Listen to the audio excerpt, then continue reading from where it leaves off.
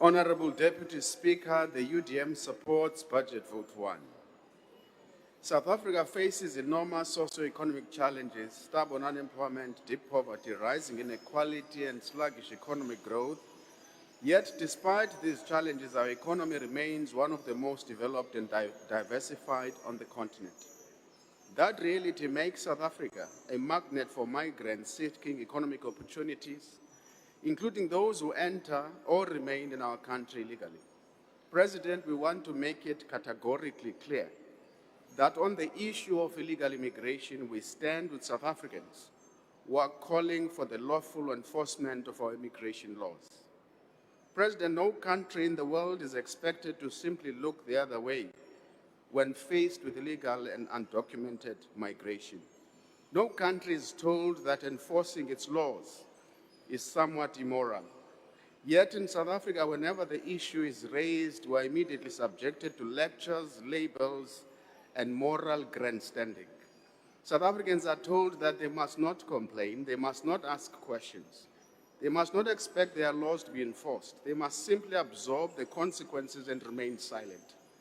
What is even more remarkable, President, is the persistent attempt to reduce this complex issue to race. We are constantly told by those who are intellectually lazy that white undocumented foreigners are not targeted. Well, if they were competing for jobs in Guguletu, in Tanzania, in Kaili, Chakwamashu, and Soweto, if they were concentrated in township economies, petrol stations, restaurants, and informal businesses, if they were directly competing for some opportunities and limited resources that millions of poor South Africans rely on, they too would be part of this debate. The reality is that the issue is not primarily about race, it's about economics, it's about opportunity, unemployment, competition for scarce resources. Pretending otherwise may be politically convenient for some, but it does nothing to address the legitimate concerns of South Africans who live with these realities on a daily basis.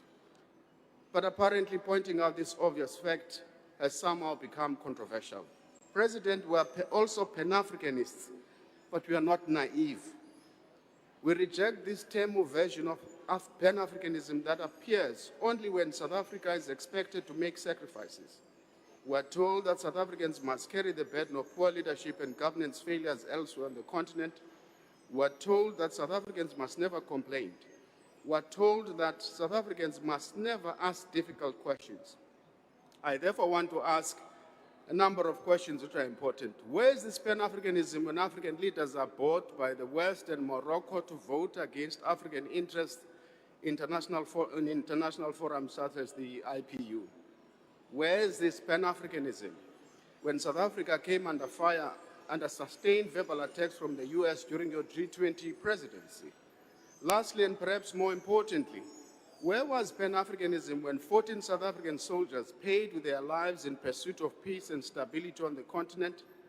14 lives lost, families shattered, coffins draped in South African flag. What happened afterwards? The DRC and the US signed agreements giving American companies priority access to the DRC's mineral wealth. America secured the deal. We buried our soldiers. Too often, solidarity is demanded from South Africa but barely reciprocated. Solidarity, President, without reciprocity is exploitation. Partnership without mutual benefit is dependency. And the Pan-Africanism without accountability is a scam and merely a slogan, and we reject it with the contempt it deserves. We therefore support the enforcement of South Africa's immigration laws. At the same time, we reject violence, intimidation, and attacks against foreign nationals. The rule of law must prevail. Ke a leboga. Alibongwe.